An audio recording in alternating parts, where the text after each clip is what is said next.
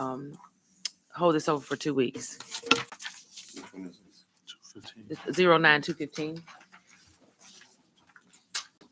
21216, authorized contract with Pierre Hall to provide tennis lessons for Parks and Recreation Department. 21217, authorized consultant contract with the Architects Group for kitchen flooring replacement at the Convention Center. 21218, authorized contract with Cummings Architecture for design services of bathroom and elevator renovations at the Convention Center. 31219, authorize a grant application to South Alabama Regional Planning Commission for the Enhanced Mobility for Seniors and Individuals with Disabilities Grant. Mr. President, Yeah, Mr. Carroll. right here, I was trying to find the centers that were getting these 12 vans.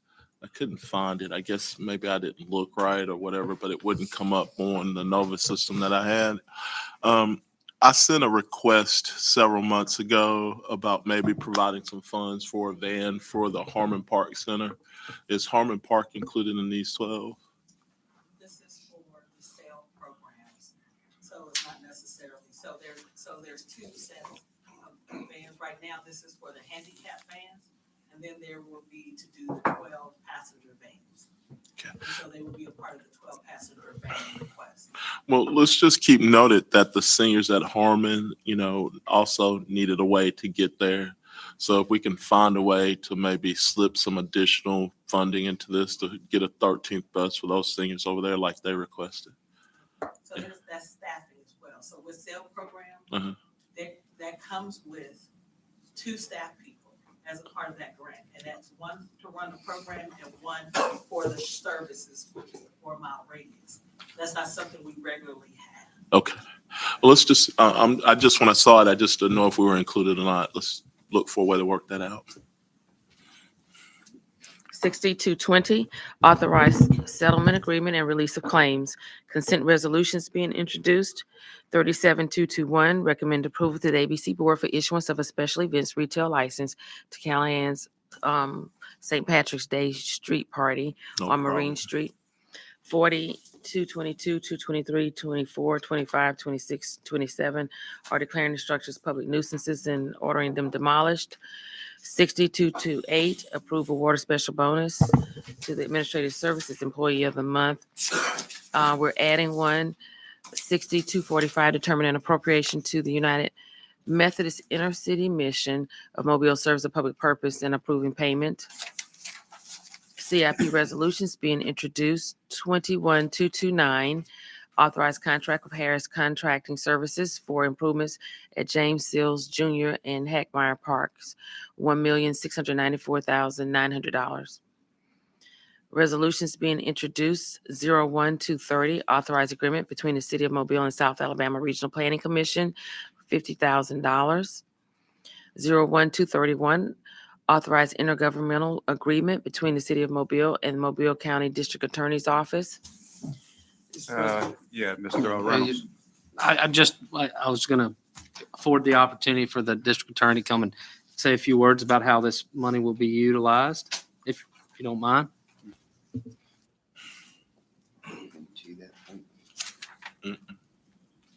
Welcome to our meeting. I think this is your first time. It is my first time. Thank you for having me, honorable members of City Council. We are seeking additional funding in order to create new positions, specifically 7 new assistant district attorney positions within our office, an additional investigator, and a couple of staff positions. The majority of our funding right now comes from the county. However, we are a state agency. It may be helpful to briefly go into some history of how we got here. In the 1970s, the county solicitor's offices were reconstituted under the umbrella of the state as district attorney's offices. At that time, a funding structure was set up where a portion of the funding would come directly from the state and the remainder of the funding would come from what we now call gimmicks, specifically the worthless check unit, which in the 1970s and 1980s was very lucrative for district attorneys' offices. In today's modern times, people don't write checks anymore. That source of funding has gone away. And so we get about 30% of our budget from the check unit, from collection of various fees, from civil asset forfeitures, and several other sources like that. So essentially, in addition to prosecuting all of the felonies in our county, all of the misdemeanors that aren't prosecuted by the municipalities, we essentially operate as a small business just to keep afloat. So we are seeking this funding in order to create the positions to deal with the rising caseloads that we have. We have some of the highest caseloads per attorney, the highest per attorney in the state. In circuit court, we have one prosecutor in each courtroom that handles an average of 450 cases. In any other area of the practice of law, this would be called malpractice. But because we're prosecutors, it cannot be called malpractice because we are responsible, no matter what, for prosecuting each and every case that comes before us. In district court, our prosecutors handle over 1,000 cases at any given time. In just the last 4 years, we've seen our pending caseload almost double, and we're able to prosecute at about the same rate because of our current staffing. Last year, we tried almost 100 jury trials, which was almost double what we tried in the year prior to COVID. So it's not that we're not working. We are working harder than ever. Our office suffers from brain drain. Our prosecutors are overwhelmed. They often find themselves 1 versus 3 against the public defender's office when we go to trial. We have 26 prosecutors now. The public defender's office has around 35. Their money comes from different sources, and they don't even handle all of the cases. In indigent defense total, the last numbers that I was able to get, they're funded at $7.7 million total. 3.8 million of that was the PD's office. That was 2020, 2021. Our office's total budget is just over $6 million. And we don't just prosecute cases. We have a variety of purposes within our office. For example, our Helping Families initiative, we have employees in the schools. We're partnering with the school systems here locally to increase our presence in the schools with a long-term view of reducing crime, long-term view of cutting costs, long-term view of making our community more safe. But in the meantime, until we get there, we are asking for this additional funding while we work with the state legislature, the Alabama District Attorneys Association, to make sure that the state fixes this, because we are a state agency. I'm not asking for this money because I think you owe it to us. I'm asking for this money because I think it gives us an opportunity. It gives you an opportunity to do something real. I will keep the data, and a year from now, 2 years from now, you'll be able to look at that and look at your constituents and say, I supported this funding. This is the decrease in crime. This is the faster rate of prosecution. This is one reason why your community is more safe. So I would appreciate your consideration, and I'm happy to answer any questions you may have. Counsel, Mr. Davis. Mr. Blackwood, thank you so much for being with us this morning. And I do have some questions about this, but they should not in any way be taken as criticism of the job you're doing, or the job the prior administration doing, or the job your staff's doing. I admire both you and your predecessor and all the work you're doing. So I want to ask some questions, but Sure. I don't want it to be taken as criticism in any way. This isn't personal for me, I assure you. Your office. The district attorney's office is a state entity, Correct. right? And but you have in the past, I'm trying to get the sources of the funding right. Sure. But I thought I heard you say that the district attorney's office has in the past received funding from the county. Correct. Is that correct? In fact, the majority of our funding right now comes from the county. It's just, I understand the problem. I get a little frustrated with the state. The Yes. state sitting on the largest, what I understand to be the largest budget surplus it has ever had, and yet it apparently can't fund the public safety administrative structure at least in Mobile County. I find that very concerning. And again, this is not to be taken as a criticism of you. Is this a situation? Is this a situation that is extant in the other large metropolitan areas of the state? Do you It know is. that? This is a statewide problem. And the problem is we're being funded under a structure that was relevant in the 70s and 80s. And as time passed and those sources of funding decreased, the district attorneys in the past across the state were not united in educating the legislature on why this problem was imminent.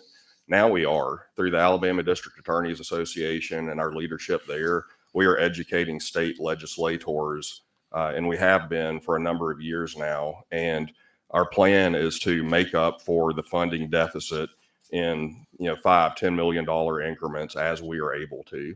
Statewide, salaries for DA's offices amounts to about $70 million.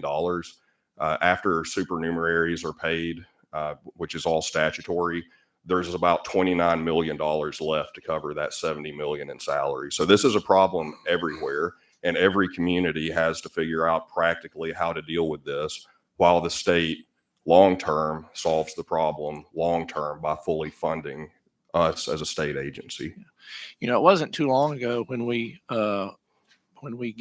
gave what was it, $1.5 million, Chief Barber, to the court system Right. to address the backlog, and now we're talking about $1.5 million for the district attorney's office. That $3 million again.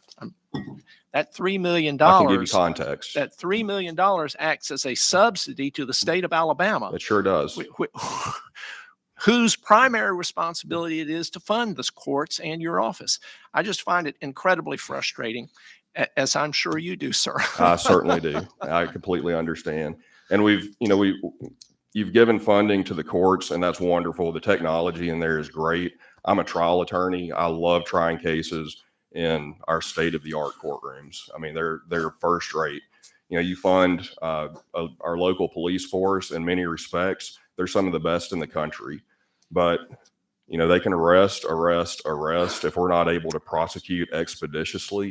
I mean, what's the point? There's your revolving door right there. Thank you very much, sir. Yes, sir. Mr. Jones? Yeah, thank you, Mr. President. Thanks for coming today.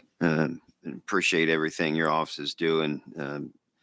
I've seen firsthand what being overwhelmed results in, and I think most of us that have had to operate in an environment where you're just overloaded, there's a price to be paid there. And in the line of work that y'all are in, when that price that we're paying results in a less safe environment or some, injustice is done, that creates a problem for this entire city.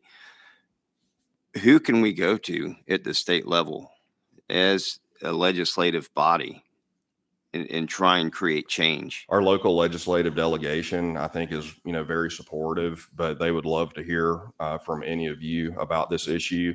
Our Alabama District Attorneys Association is actively lobbying this year, not only for a package of bills to make our entire state safer, some crime bills, but they're actively lobbying for more funding.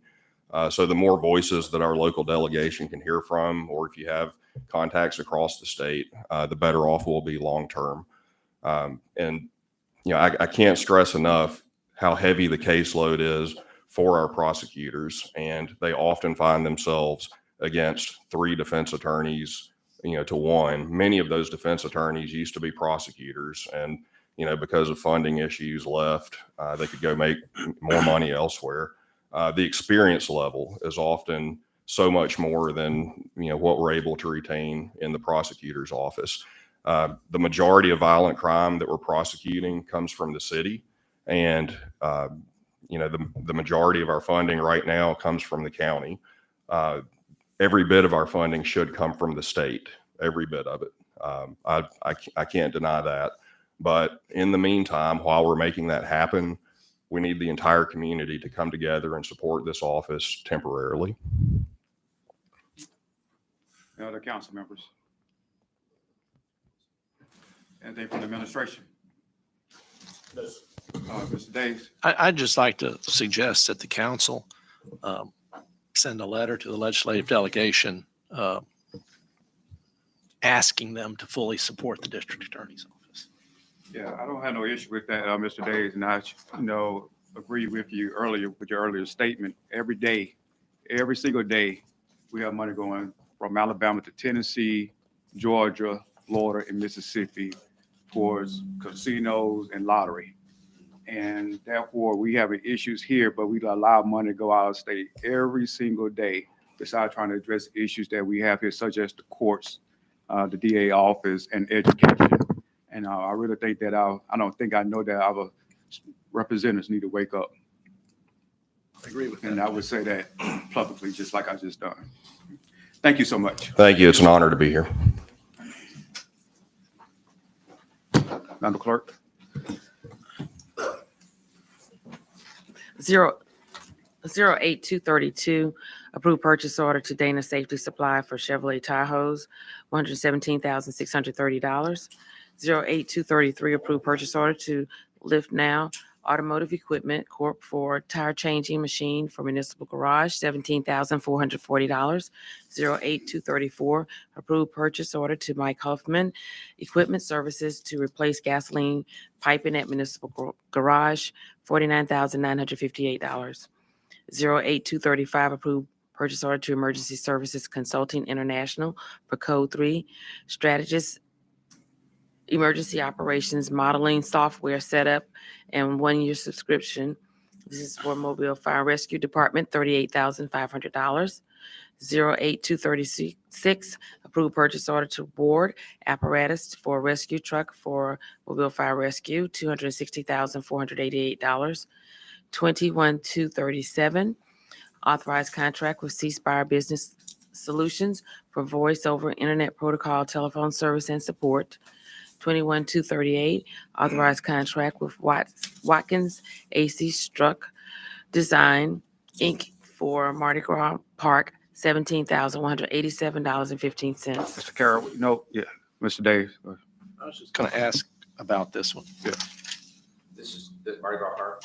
Yes. This is kind of a bookkeeping final closeout on the work that was. On the work, okay. 21239, authorized contract with Arena Fire Protection for fire alarm systems inspections and testing at various city locations, $476,875.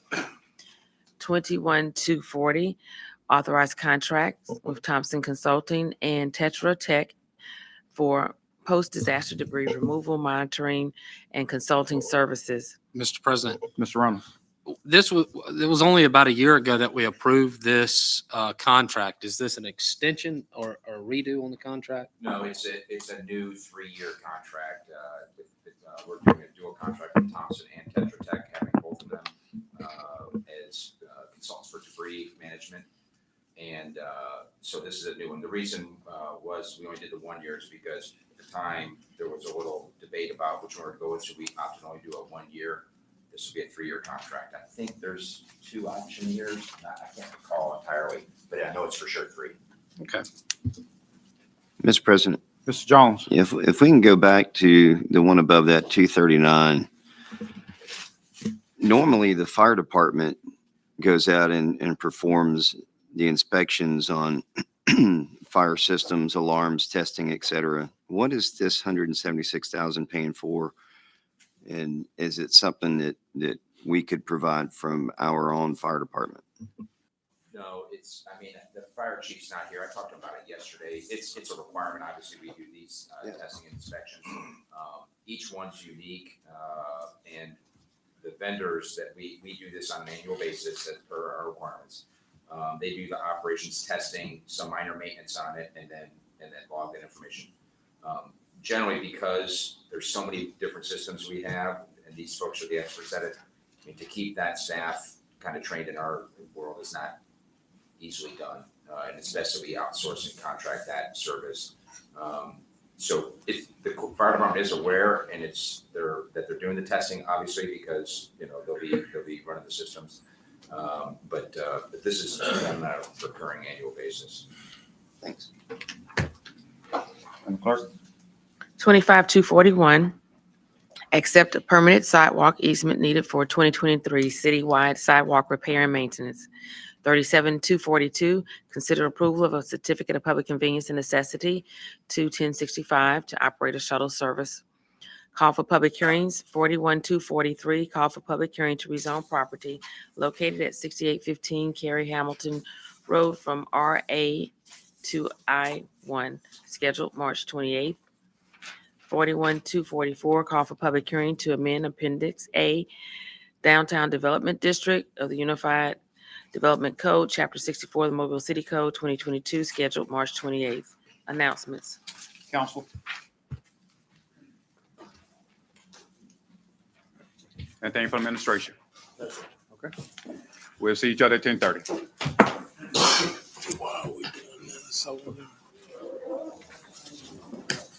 Hey, that public hearing on that, that one in your district,